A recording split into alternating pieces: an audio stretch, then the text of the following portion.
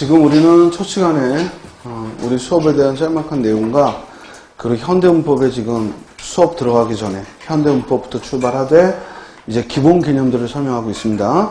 그래서 먼저 음운과 음운이 모여 음절이 모여 형태소를 이루고 여기까지 형태소라는 것이 실질적인 뜻을 가진 부분과 문법적인 역할을 하는 부분이 있다라는 말까지 했고, 문법적인 역할을 하는 부분은 세 개 있다. 그 세 개가 뭐다? 조사, 어미, 접사라는 말을 했습니다. 자, 다음에 이제 형태소들이 모여서 단어를 이루고, 단어들이 모여 어절을 이루고, 어절들이 모여 문장을 이루고, 문장이 모여 이야기를 이룹니다. 그래서 문법의 최상위 단어가 뭐다? 이야기다. 이 이야기를 다른 말로 담화라고 부르고, 또 다른 말로는 텍스트라는 말을 쓰기도 합니다. 그죠? 자, 그러면 이제 이 형태수들이 모여서 단어를 이루는데, 이 단어들을 일컬어 우리는 이름을 불러요. 그 이름을 흔히 품사라고 합니다. 그 단어의 의미에 따라서, 그 단어가 어떤 의미를 가졌느냐에 따라서 품사라고 부르는데, 그래서 공부하다 보면 계속 동사가, 명사가 이런 말이 나옵니다. 그러면 우리가 쓰는 단어들은 모두 9개가 있습니다. 넓은 범위로 9개. 그래서 단어의 체계를 밝힌 걸 품사라고 해요. 단어의 체계를 밝힌 걸 뭐라고 한다? 품사라고 해요. 그럼 우리말의 품사는 구품사예요. 9개가 있습니다. 자, 그럼 먼저 이 품사에 대한 자세한 얘기는 나중에 품사론을 할 때 할 것이고, 지금은 문법 공부를 하는데 미리 알고 있어야 되는 용어예요. 그럼 미리 알고 있어야 되는 용어로서 적어도 품사가 뭔지는 알아야 되거든. 그래서 그 9개의 품사에는 뭐가 있는지 이것만 간단하게 봅니다.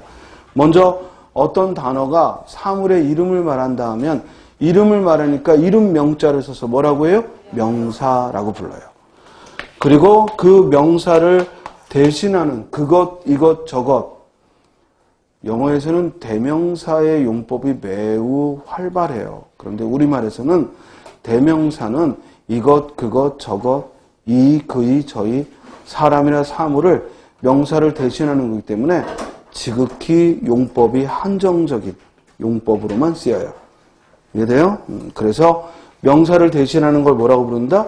대명사라고 불러요. 그리고 우리가 단어 중에는 하나, 둘, 셋, 넷, 첫째, 둘째, 셋째 이런 걸 뭐라고 해요? 수사라고 해요.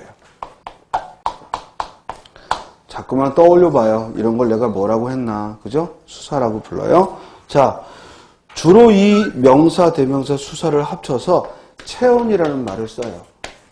그래서 체언이라는 말은 문법 공부에서 매우 중요하게 자주 나올 겁니다. 그리고 주로 이 체언 뒤에 붙어서 문법적 역할을 하는 단어를 뭐라고 불러요? 조사라고 불러요. 그래서 문법적으로 도와준다 해서 도울 조자를 써서 조사라고 부르는 거예요. 그죠? 사실은 요 말의 이름을 자세히 보면은 이 단어가 어떤 역할을 하는지가 다 보여요. 됐어요? 그래서 조사는 도와주는 거예요. 뭘 도와줘요? 문법적 역할을 도와주는데 주로 어떤 단어를 도와줘요? 체언을 도와줘요. 이해됐어요? 그래서 얘가 목적어인지 주어인지 이걸 도와주는 역할을 해요. 자, 다음. 이제 이와 같은 체언과 조사를, 그래서 4개의 품사를 이제 확인해 봤고, 그 다음 동작을 말하는 단어는 뭐라고 불러요? 동사. 성질, 형태를 말하는 단어는 뭐라고 불러요? 형용사라고 불러요. 자, 영어 문법에서 동사라고 말하는 것과 우리말에서 동사라고 말하는 건 거의 비중이 같아요. 그래, 똑같이 중요해요. 문장적으로. 그런데 형용사라는 표현은 우리말과 영어 문법이 굉장히 달라요. 영어에서의 형용사는 대부분 수식하는 역할을 해요. 근데 우리말에서의 형용사는 대부분 서술어 역할을 해요. 이해돼요? 그래서 형용사라는 것은 성질, 상태를 말해주는 단어인데요. 방금 제가 서술이란 말을 썼죠. 문장에서 가장 중요한 건 주어와 서술어인데 주어를 주로 이루는 게 체언이라면 이 서술을 주로 이루는 게 뭐야? 동사와 형용사예요. 그런데 아까도 공부했지만 이 동사, 형용사는 어간과 어미로 이루어져 있어서 즉 형태가 바뀌기 때문에 우리가 이 둘을 용언이라는 말로 써요. 그래서 체언과 용언이라는 말은 문법 공부할 때 계속 등장할 거예요. 체언은 뭘 가리킨다? 명사, 대명사, 수사류를.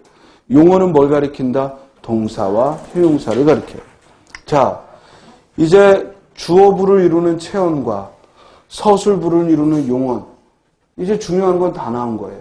이제 나머지는 주로 체언을 꾸미는 이 단어를 좀 더 구체화해서 꾸미는 걸 뭐라고 해요?